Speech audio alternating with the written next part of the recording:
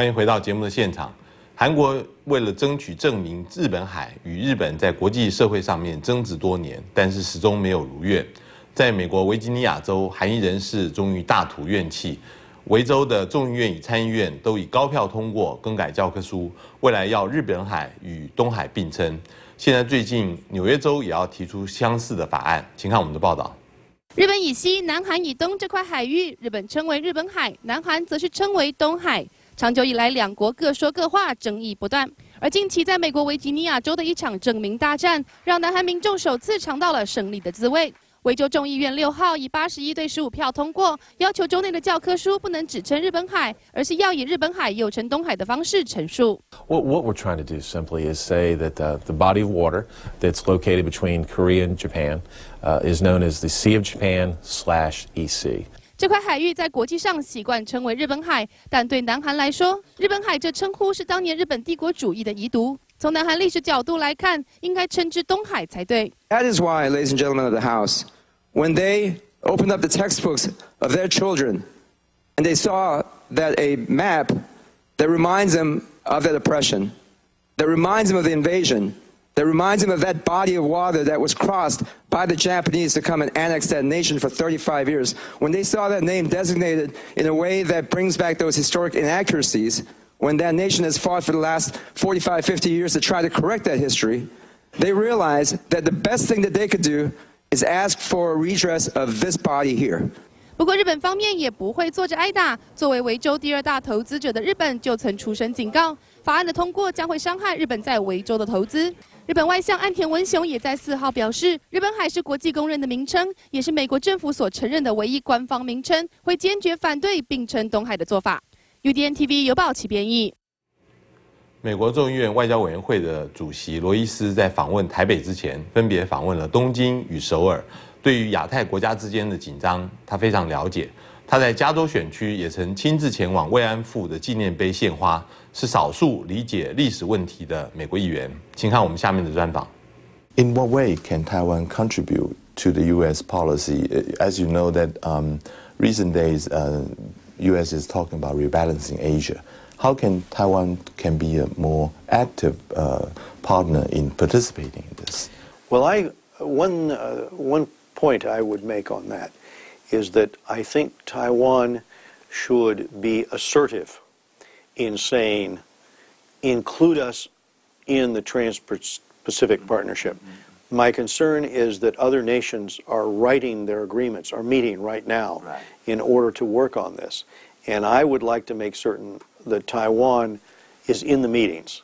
You know, it's just like with ICAO. I want to make certain Taiwan has a seat at the table.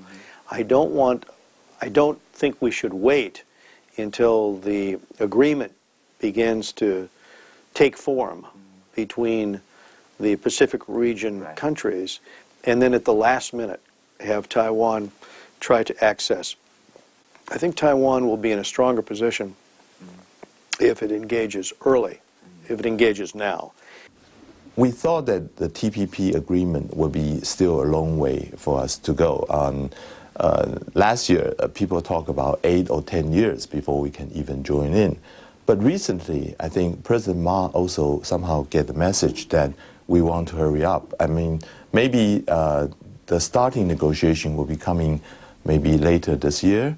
How do you see, is it going to be fast? You know, I remember I've been involved on the Foreign Affairs Committee and in my work on trade for a long time. I'm one of the co-authors of the Africa Trade Bill. I remember members saying, oh, this won't happen for a while. And then I was traveling in Africa, Charlie Rangel and I, with President Clinton. We brought it up, we got his support for it, and almost instantly the bill went through, and shortly after we doubled trade with Africa. I heard the same thing, the same argument. Well, it'll take a long time before the Colombia trade deal goes through, or Panama, whatever, Peru. And you turn around and it's up on the floor for a vote. The same thing with Chorus. Oh, that will never happen, the agreement with Korea, and yet it happened. So I really would counsel that we need Taiwan to say affirmatively, include us in this agreement. And we really need, I think, to start the process of talking to other nations in the Pacific Rim to assert to them, no, Taiwan is going to be part of this agreement. And I'm saying this as someone who I think has followed trade and the impacts it has had on creating wealth and opportunity for some time.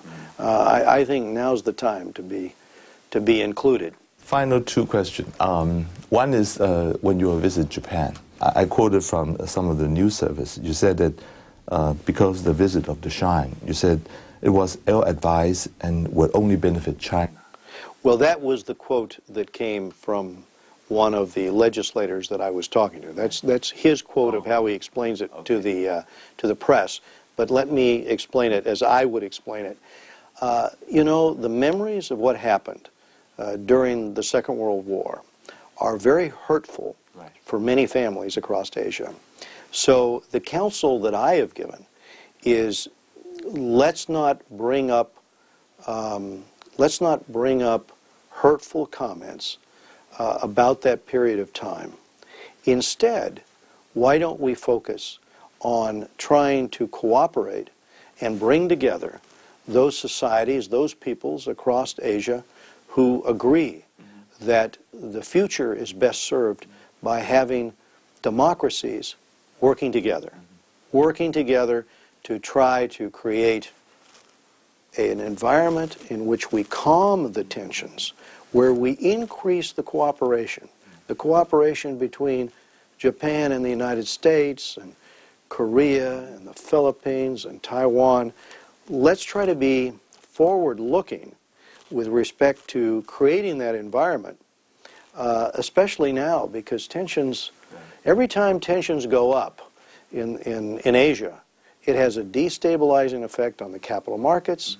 There's an old saying, investment is a coward. You know, you scare off investment when the rhetoric creates tensions. So my advice has been, bring down the tensions and look towards ways to cooperate, because we have the same goal. Democracies have the same goal. I think you are the one few who can really understand the historical complexity here.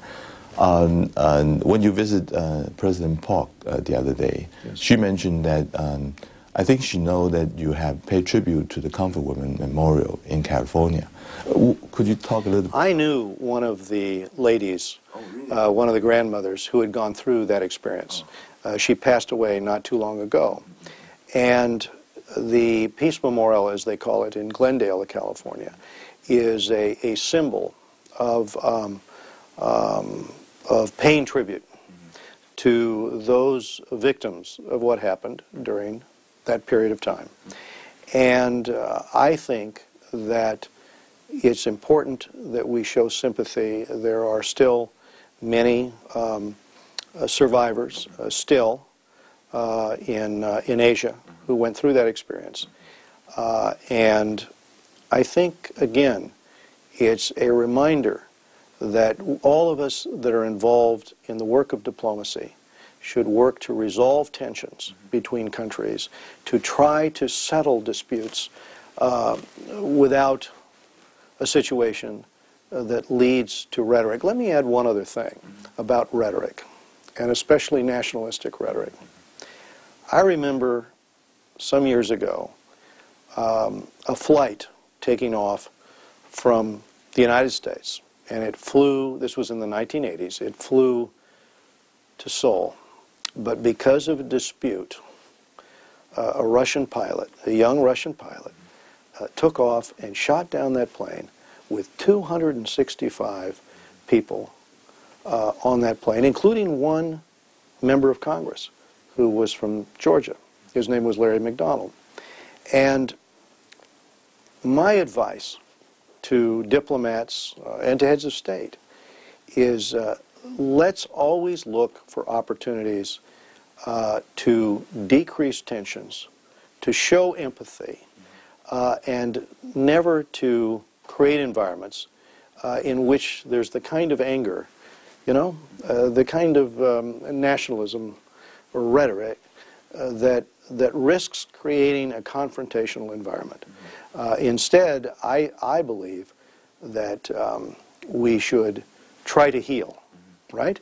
And a peace memorial is part of trying to heal, of trying to say, we empathize with those who went through this. In the future, let's cooperate through diplomacy so that we can bring about a safer world, a world that respects everyone's rights, and one without the kinds of tensions that can lead to conflict. Thank you very much for your time. Thank you for the interview. I appreciate it.